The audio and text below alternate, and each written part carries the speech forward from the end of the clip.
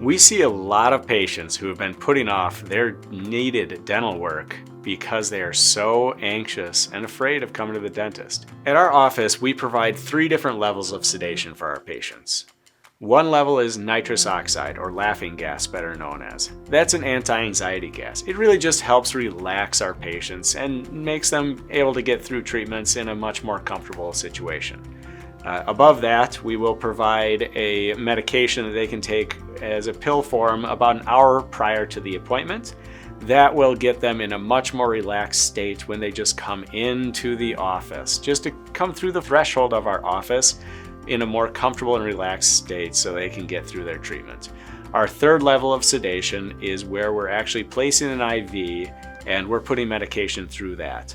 That is our deeper level of sedation where our patients really are asleep for those procedures.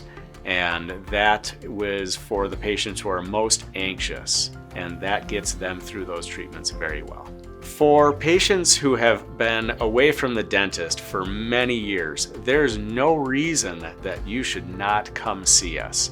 We will be able to provide you with the best treatment plan using the latest technology.